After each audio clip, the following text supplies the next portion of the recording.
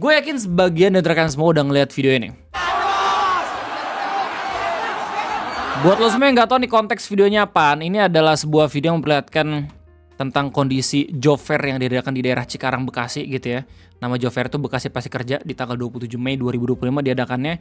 Dan ini udah jadi highlight banyak banget media massa karena orang-orang itu yang datang membludak banget sampai pada akhirnya ada yang rusuh karena nggak kebagian masuk. Lu bayangin, lokernya itu 2.500-an dan ternyata yang datang orang-orang itu sampai 25.000. Kok bisa tahu sih Bang angka sebanyak itu? Karena di tempatnya itu, di tempat acaranya udah bisa menampung sampai 25.000, tapi ternyata itu masih belum cukup karena banyak banget orang-orang yang ngantri di luar gedungnya untuk mencari pekerjaan. Sedih ya. Di negara kita yang kaya ini, kita masih bisa ngelihat orang-orang susah banget nyari kerja gitu men. Awalnya nih ya, gua kira ini video moshpit, anjir, video moshpitnya Bang Upi di acara Motion Anime. Ternyata ini video cuman ngeliatin orang-orang lagi nyari kerja, anjir sedih banget dah. Dan kita bakal bahas itu semua di video ngopi kesempatan kayak ini. Kita bakal coba buat mencari tahu konteks aslinya, konteks sebenarnya, terus kemudian kita bakal sama-sama ngediskusin sedikit tentang lowongan pekerjaan yang ada di Indonesia. Jadi selamat datang di Ngobrolin Persoalan Indonesia. Tanggal 27 Mei 2025. Job fair Kabupaten Bekasi pada Selasa berakhir ricuh. Dalam video yang beredar terlihat sejumlah pencari kerja saling adu jotos, di mana ribuan pencari kerja menyerbu Job Fair Expo Bekasi Pasti Kerja yang digelar di Presiden University Convention Center, kawasan Jababeka, Cikarang Utara, Kabupaten Bekasi. Acara bursa kerja ini diwarnai kericuan karena yang tadi udah gue kasih tahu, jumlah pengunjung yang membludak. Dan menurut data Pemkab Bekasi, daya tampung pameran ini 25.000 orang, di mana puluhan calon pencari kerja juga kedapatan pingsan usai berdesak-desakan. Dan setelah gue cari tahu konteksnya, ternyata bener ada beritanya. Ini berita dibuat sama Pojok 1 dengan judul 9 pencari kerja pingsan di Job Fair Bekasi, di mana di Snaker evaluasi sistem pelaksanaannya. Dan ini juga diberitain sama Tempo, di mana udah ada menteri menanggapi soal kerusuhan di Job Fair Cikarang ini. Kita bakal sama-sama baca. Jadi Yasirli, Menteri Ketenagakerjaan menanggapi kabar kerusuhan yang terjadi di acara Job Fair Bekasi Pasti Kerja. Meskipun rusuh, kata beliau, upaya pemerintah daerah mengadakan Job Fair perlu diapresiasi. Sebab pemerintah daerah turut memfasilitasi masyarakat pencari kerja untuk bertemu dengan pemberi kerja. Kewajiban gak sih? Soalnya udah dari Pilpres gitu ya, terus habis itu dari ya pemilihan kepala daerah udah ada janji buat ngebuka lowongan pekerjaan kayak gitu ya, meskipun pada akhirnya tanggung jawab masing-masing pelamar kerja juga gitu untuk upgrade diri biar seenggaknya nggak susah nyari kerja, tapi seenggaknya ya semua itu political ya nggak sih. Bahkan ya beberapa lini-lini pekerjaan kayak misalnya ilustrator pun itu harus dilindungi karena nanti ya bakalan susah kalau misalnya harus melawan AI ya nggak sih. Ya balik lagi, bagaimana caranya pemerintah ngelihat aja sih untuk bisa menghadirkan pekerjaan-pekerjaan kepada masyarakatnya.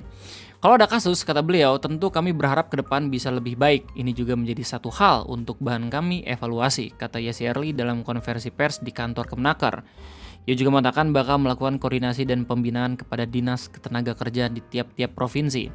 Job Fair Bekasi Pasti Kerja 2025 kemarin dipadati ribuan pencari kerja. Dalam sebuah video yang viral di media sosial, para pelamar terlihat berdesakan. Pelaksana tugas PLT Kepala Disnaker Kabupaten Bekasi Nur Hidayah Setiawati menyebut program Job Fair itu menawarkan 2.500-an dari 64 perusahaan yang berpartisipasi.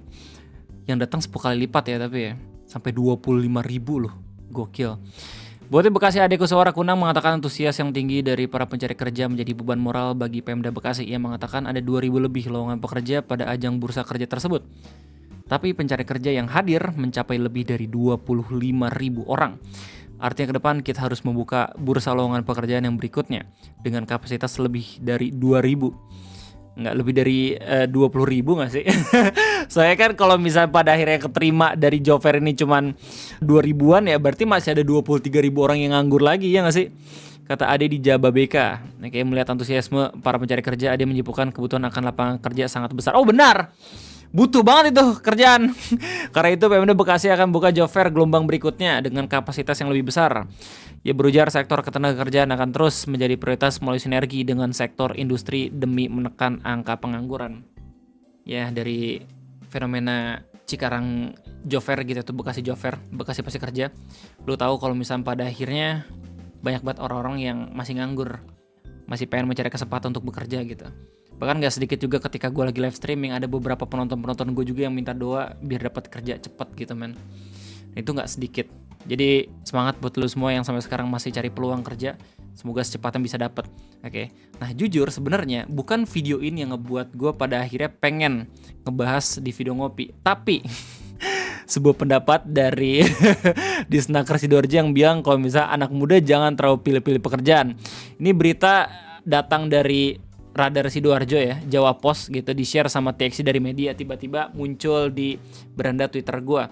Dan replyan-nya bener-bener gold banget, men. Jadi di sini dikasih tahu ya, katanya pengangguran itu angkanya udah tinggi banget di Kabupaten Sidoarjo dan kemudian menjadi perhatian serius pemerintah. Kemudian Kepala Dinas Tenaga Kerja Ibu Ainun Amalia menyebut situasi ini serupa dengan daerah-daerah satelit ibu kota Jakarta seperti Tangerang, Bekasi, dan Depok. Beliau bilang kalau misalkan tingginya arus pendatang disebut ikut mempengaruhi kompetisi kerja di daerah. Dikasih tahu juga nih angka datanya gitu ya. Berdasarkan data Badan Pusat Statistik dari 1.700.000 penduduk usia produktif di Sidoarjo, sebanyak 1 jutaan telah bekerja, namun masih ada 76.000 warga lagi yang tercatat sebagai pengangguran terbuka.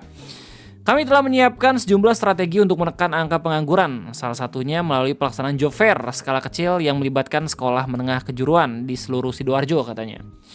Terus ya ini dikasih tahu tujuannya apa, dan kemudian yang bikin rame itu adalah opininya beliau yang ngomongin soal kondisi industri. Oke, jadi beliau bilang kalau misalkan perubahan yang cepat khususnya akibat masuknya era industri 4.0 telah menggeser banyak jenis pekerjaan konvensional dan ini jadi tantangan yang besar.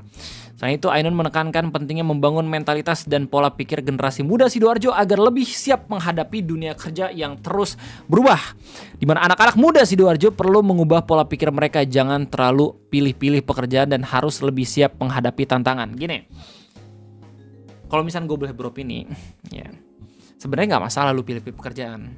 Cuma seenggaknya lu harus sadar diri. Lu tahu kapan harus jadi kutu loncat, kapan lu harus bener-bener fokus sama pekerjaannya. Kalau misalkan lu nggak punya value dalam diri lu sendiri gitu, terus habis itu lu kayak jual mahal gitu ke HRD buat nyari lowongan pekerjaan, ya lu itu namanya tolol gitu. Tapi kalau misalkan lu sendiri paham value itu lebih baik dibanding pekerjaan-pekerjaan yang pernah lu dapat dan lu emang pengen coba cari kesempatan yang lain, itu menurut gua nggak masalah. Seenggaknya tahu diri juga lah, biar sampai pada akhirnya kita bisa mendapatkan pekerjaan yang layak. Kayak ini gue mau cerita aja gitu ya, gue punya temen yang emang nganggur setahun 2 tahun, tapi dia tahu gitu value dia tuh semahal apa, sampai pada akhirnya dia mendapatkan pekerjaan yang cocok di 2 tahun itu. Dia terus upgrade diri, ikut bootcamp dan segala macam, sampai pada akhirnya dia kerja baru 2 tahun berikutnya setelah lulus, gajinya itu bisa lebih tinggi dibanding teman-teman gue yang udah kerja pas baru aja lulus. Lu bayangin. Dan itu terjadi men di dunia pekerjaan. Kalau misalnya ngomongin soal job fair, gue jadi inget waktu pertama kali gue nyari kerja gitu ya, tahun 2013-2014an. Jadi sebelum gue jadi YouTuber, setahun dulu tuh gue nyari kerja, dan alhamdulillah gue bukan tipikal orang yang susah buat nyari pekerjaan. Alhamdulillah gitu. Mungkin karena ada pengalaman organisasi juga, terus habis itu IPK gue juga yang gak kecil-kecil banget gitu ya, alhamdulillah 3,5 ke atas. Terus dari PTN juga kan, gue biasanya ngambil kerjaan tuh yang L major. Soalnya jurusan gua geofisika dan meteorologi itu kalau misalnya pengen nyari kerjaan yang linear, kalau nggak perkebunan, ya kerjaan-kerjaan dinas gitu, kayak misalkan BMKG dan juga ya lapan, tapi bukannya tuh tiap tahun sekali dan cuma 1 doang gitu loh. Lulus tiap tahun bisa sampai ada 200 orang, tapi yang dibutuhkan hanya 1-2 orang doang gitu. Akhirnya gue nyari kerjaan kan. Nah ini sedikit tips dari gue. Jadi sebisa mungkin kalau misalnya lu sekarang lagi nyari kerja, jangan ngandelin pemerintah banget lah. Salurkan energi lu itu untuk sesuatu yang bermanfaat, untuk seenggaknya bisa ngebuat lu tuh lebih siap dalam mencari kerja. Pemerintah nggak akan ngapa-ngapain. Ya kalau misalnya pada akhirnya mereka buat kebijakan yang bagus ya syukur gitu. Tapi kan itu langka banget gitu ya. Apalagi ngomongin soal lowongan pekerjaan gitu. Jadi kita harus benar-benar bersiap-siap sendiri. Kalau waktu gue nyari kerja itu nggak cuma job fair doang yang gue datengin, tapi gue juga buka akun untuk website pencari kerja kayak misalkan Jobstreet, Kaliber, terus kemudian LinkedIn. Oke, gue termasuk orang yang alhamdulillah bisa keterima kerja meskipun gue nggak ada koneksi dari dalam. Tapi nggak bisa dipungkiri juga, koneksi dari dalam itu sangat amat berpengaruh. Koneksi dari dalam tuh bukan nepotisme dari keluarga gitu ya, bahkan dari temen lu sendiri. Sebisa mungkin lu coba nanya ke teman-teman yang udah kerja. Biasanya tuh mereka pasti punya koneksi tuh. Mereka pasti punya informasi untuk kerjaan mana yang kosong di perusahaannya. Nah, coba tuh lu coba chat WA ke atau cipika-cipiki ke, seenggaknya biar seenggaknya itu bisa dapat pekerjaan yang oke gitu dari teman-teman lu. Contohnya gitu, Ibu Negara sering banget dapat pekerjaan dari teman-temannya sendiri. Temannya bilang kayak, "Oh, di sini loker kosong nih." Akhirnya dia masuk. Terus kemudian, "Oh, ada NGO juga nih loker kosong." Terus juga dia masuk. Berbanding terbalik sama gua. Kalau misalnya gua bener-bener nyari kerjanya langsung dari website, terus habis itu dari job fair juga. Cuman kalau misalnya ngomongin soal job fair, gue menghindari banget job fair yang diselenggarakan sama pemerintah. Gue justru datang ke job fair yang diselenggarakan sama universitas. Gue datang ke job fair IPB, gue job fair UI gitu ya, job fair BINUS dan lain-lain. Nah, biasanya job fair yang dibuat sama universitas itu bener-bener lebih gampang masukinnya dibandingin job fair yang emang dibuat sama pemerintah. Biasanya itu diadain di mall atau yang lain-lain, soalnya kan itu buat SMA dan SMK, ya nggak sih? Dan menurut gue penting buat lo pilih-pilih pekerjaan, jangan sampai lo justru dapat pekerjaan yang ngerjain. Ya, gue nggak pengen bilang pekerjaan ini jelek juga sih, tapi ya jangan sampai lo nyari pekerjaan yang justru lo nyari uang untuk si kantornya itu, jabatan kayak misalnya gitu. Tapi nggak salah juga sebenarnya kalau misalnya ya nggak sih. Terus habis itu ya takutnya ada beberapa fenomena lain kan, lowongan pekerjaan yang akhirnya mintain duit ke lu, terus habis itu lu malahan kayak kena tipu gitu ya. Jangan sampai, semoga lu semua nggak merasakan itu semua. Oke, balik lagi. Jadi tadi kita ngomongin soal job fair Cikarang yang sampai pada akhirnya rusuh gitu ya, dan ternyata ada berita mengabarkan kalau misalkan ada 9 pencari kerja yang pingsan di job fair Bekasi. Ini benar-benar harus jadi evaluasi sih. Soalnya dari sini kita bisa tahu kalau misalkan orang-orang tuh nggak malas buat nyari kerja, anjir. Orang-orang tuh butuh peluang. Oke. Di sini dikasih tahu sama pelaksana tugas PLT Kepala Dinas Ketenagakerjaan, Nur Hidayat Setiawati mengatakan seluruh korban sudah mendapatkan penanganan dan dipastikan tidak ada yang dirawat inap maupun meninggal dunia. Alhamdulillah. Tidak ada yang dirawat, semuanya hanya masuk IGD dan langsung diperbolehkan pulang, kata Hidayah kepada wartawan. Ia menjelaskan insiden tersebut terjadi akibat kerumunan besar dan desak-desakan saat peserta berebut mengikuti job fair. Antusiasme masyarakat yang datang melebihi ekspektasi panitia. Nah, karena kita lagi berhubung ngomongin soal job fair Cikarang, ada satu komentar yang menurut gue tuh menarik banget yang sampai pada akhirnya diomongin sama orang-orang di Instagram. Ini di-share sama akun Jakarta Keras di mana ada HRD. By the way, gue masih belum bisa mengkonfirmasi apakah beliau HRD atau bukan, tapi di sini di komentarnya dia bilang kalau misalnya dia HRD, yang mengomentari tentang fenomena Cikarang job fair ini dengan bilang kalau misalkan, buat teman-teman ini cuma info, bukan nakutin or jatuhin mental kalian. Aku salah satu staff HRD. And 90% job fair seperti itu hanya formalitas karena perusahaan dipaksa oleh pemerintah untuk mengikuti kegiatan ini. Padahal kita lagi nggak cari pekerja. Lihat begini sebenarnya sakit hati. Kasihan yang campur aduk, tapi pihak perusahaan juga nggak bisa berbuat apa-apa daripada harus bayar denda. Saran aku kalau kalian cari loker paling akurat itu di Jobstreet and aplikasi sejenis. Tambah relasi juga karena pihak perusahaan kebanyakan menawarkan rekomendasi pada karyawannya dan pelamar rekomendasi tersebut. Nah, ini yang terjadi sama Ibu Negara. Presentasi diterima 70%. Kalau emang skillnya sesuai dengan harapan perusahaan, jadi tetap semangat ya buat yang cari kerja. Relasi koneksi orang dalam dan kenalan orang bisa memuluskan jalan untuk dapat kerja yang baik dan layak. Semangat buat kita semua. Bener, permainan macam apa ini? Jadi gue setuju nggak setuju sih, tapi ini langsung datang dari HRD gitu ya. Gue termasuk orang yang bisa keterima kerja gara-gara job fair gitu. Sebenarnya nggak sedikit juga job fair yang bener gitu, tapi seenggaknya itu job fair yang bener-bener diadakan secara pure untuk nyari kerja gitu, bukannya job fair yang emang cuman istilah dalam komentar ini tuh pencitraan gitu lah ya. Ya pokoknya semangat lah ya buat kita semua. Nah, by the way, dari tadi gue udah ngasih tahu tentang berita-berita yang emang bisa ngebuat lo kebebanin. Ada sedikit berita yang seenggaknya bisa memberikan angin segar lah buat kita semua. Jadi ada salah satu berita yang langsung datang dari pemerintah ya. Ini berita gue ambil dari detik.com yang bilang kalau misalnya pemerintah hapus syarat batas usia di lowongan kerja. Dimana udah banyak banget tanggapan dari tokoh-tokoh di Indonesia termasuk dosen UGM. Oke, jadi ini katanya dari Menteri Ketenagakerjaan menghapus syarat batas usia dalam lowongan kerja. Kebijakan ini tertuang dalam Surat Edaran Menteri Ketenagakerjaan Nomor M6HK04V 2025 tentang larangan diskriminasi dalam proses rekrutmen tenaga kerja. Ini merupakan berita yang bagus loh. Ini jarang-jarang terjadi gitu loh.